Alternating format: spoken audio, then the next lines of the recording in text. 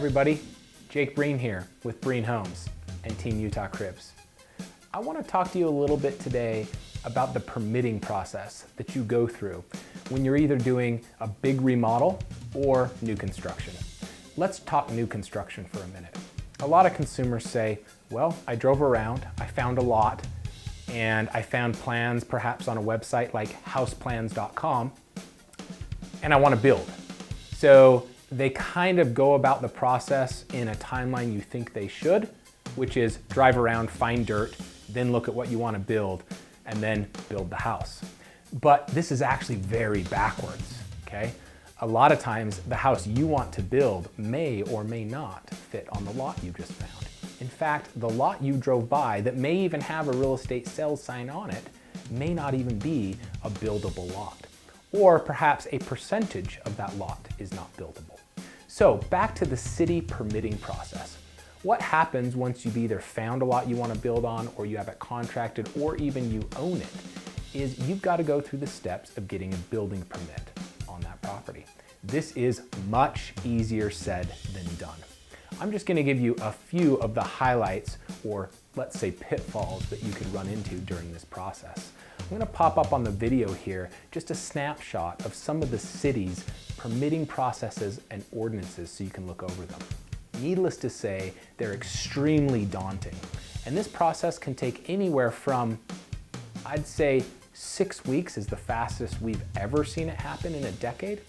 And we've had times where it takes longer than a year. I know that's blowing your mind right now, and you say, how on earth can it take over a year? But every municipality, from Draper to Sandy to Cottonwood Heights to Salt Lake County to Salt Lake City to Magna, has different planning and permitting offices, different zoning ordinances and rules pertaining to every piece of dirt. And there's a lot of boxes that need to be checked in order for you to get a building permit. And that process is different with every single city. In fact, their fees are different every single time. So when you as a consumer perhaps get frustrated with your builder and wonder why they can't give you a direct answer like, how long is this going to take? Or how much is it going to cost? A bad builder is going to lie to you and give you a direct answer. A good builder like Breen Homes is going to say, well, unfortunately, it depends.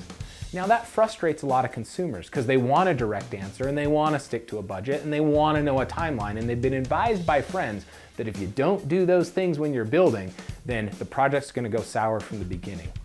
We can relate to that, but unfortunately there are no direct answers. And if you want one, really we need to talk to our politicians about bettering this process.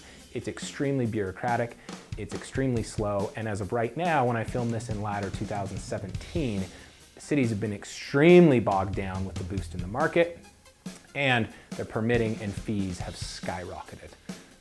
The last house we built in Draper was over $20,000 in just permit fees.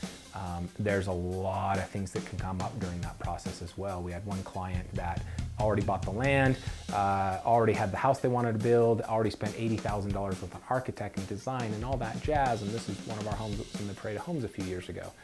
They got all the way that far, and a couple weeks before permit, the city said, hold the phone, there's not a fire hydrant close enough. And we missed that in the beginning. And we're gonna require one to be put in here, and you need to bring it from a road that was far away, all the way up to the subdivision.